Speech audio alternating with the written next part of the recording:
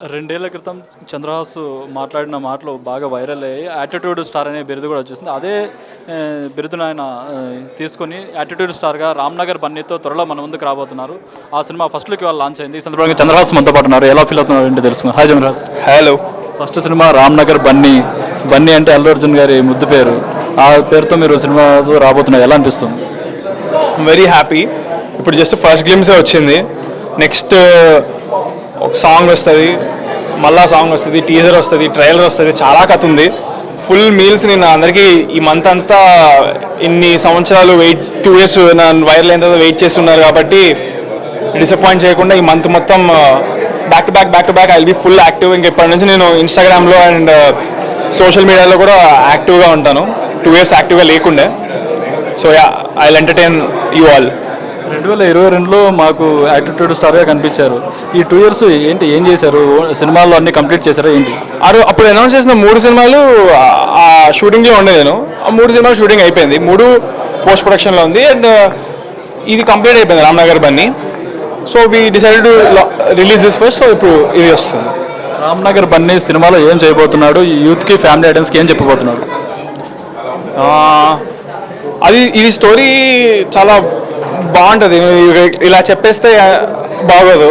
Genre ఏంటి? Genre వచ్చేసి everything అన్ని అంటే హారర్ అలా లేదు కానీ ప్రాపర్ కమర్షియల్ ఫిల్మ్ అనొచ్చు. Commercial comedy. ఒక డీజే టిల్లు జాతిరత్నాలు మిక్సీలో వేసుకోటి ఇంకా నలుగురు హీరోయిన్లు యాడ్ చేస్తే 'రామ్‌నగర్ బన్నీ'. ఫస్ట్ సినిమాకి 4 హీరోయిన్లతో రాబోతున్నారు. వాళ్ళు కొత్త వాళ్ళేనా, ఎస్టాబ్లిష్డ్ ఎవరు?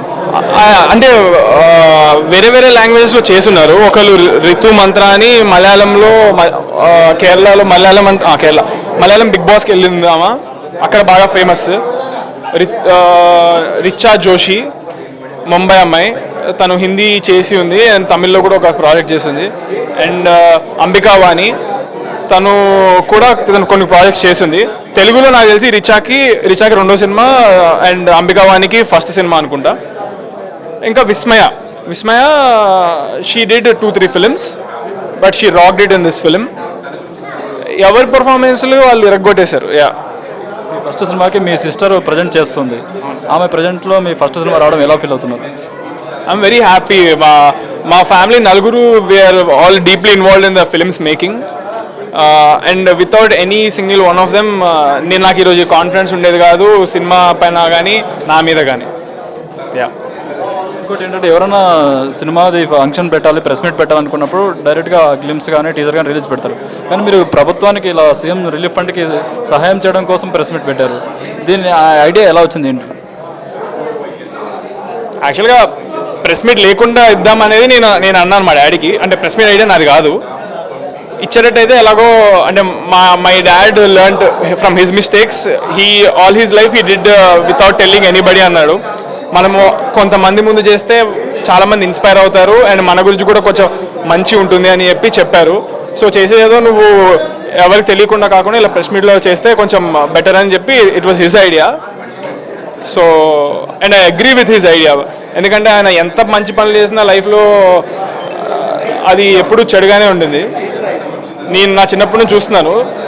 That is the main reason actually నా లైఫ్లో నేను ఇప్పుడు ఇంత మెంటల్గా స్ట్రాంగ్ నేను ఎవడేమన్నా ఫీల్ అవ్వకుండా ఉండడానికి. ఎందుకంటే మా నాన్నే నాకు దైవం అనుకుంటా, దైవం కంటే ఎక్కువ అనుకుంటా. అలాంటి కొడుకుని నేను. అలాంటిది నాకు మా నాన్నని చాలామంది చిన్నప్పటి నుంచి పెరుగుతున్నప్పుడు చూసినప్పుడు ఎన్నో మాటలు అంటూ అప్పుడే నేను ఫీల్ అయ్యి ఉంటే అయ్యేవాడిని అయ్యాను. దాంతో పోలిస్తే నాకు ఇప్పుడు వచ్చింది నథింగ్ అనమాట. సో అంతే. ఆయన చేసిన మంచి పనులు ఎవరికి తెలీదు. నేను చేసేది ఏమున్నా that is 100% credit in my whole life will go to my father. So మా డాడీ పేరు నిలబెట్టాలన్నదే నాకు ఉంది. ఇందాక మీరు స్టేజ్ మీద మాట్లాడుతూ అన్నారు, నేను కెమెరాల ముందు ఎలా ఉంటానో బయట కూడా అలాగే ఉంటాను, నాకు నటించడం రాదు, బయట నటించడం. ఇలా చేయడం వల్ల ఏమవుతుందంటే, కొంతమంది జెన్యున్ పీపుల్ని ఇష్టపడే వాళ్ళు ఉంటారు, కానీ ఇలా ఉన్నారంటే కొంతమంది దూరంగా ఉండే వాళ్ళు కూడా ఉంటారు. అలా ఏదైనా ఇప్పుడు ఇబ్బంది పడ్డారు? నచ్చేట వాళ్ళకి నచ్చుతాము, నచ్చని వాళ్ళకి నచ్చము. నా ఫ్యామిలీకి నేను నచ్చితే నాకు అదొకటే ఇంపార్టెంట్. ఇంకా మిగతా వాళ్ళంతా పిచ్చలైట్. ఇండస్ట్రీలో అలా కాదు కదా, మనకు 4 ఛాన్సులు రావాలన్నా, ఆఫర్స్ రావాలన్నా చాలా మందితో క్లోజ్గా ఉండాలి, వాళ్ళకి నచ్చినట్టు ఉండాలి, అలా ఉండాలి కదా. ఇండస్ట్రీలో అలా కాదు అంటే ఇండస్ట్రీలో ఎలా అనుకుంటున్నాను నేను నా పరంగా అయితే ఓన్లీ హార్డ్ వర్కే. సో యా పరిచయాలు అంతా secondary, first is hard work. ఇండస్ట్రీలో మీ ఇన్స్పిరేషన్ హీరో ఎవరు ఏంటి? నాకు అందరూ ఇన్స్పిరేషనే, ఎందుకంటే every hero does his own hard work in their own style. ఒక హీరోగా నేను చేసినప్పుడు నాకు ఆ కష్టాలు ఏంటో తెలుసు.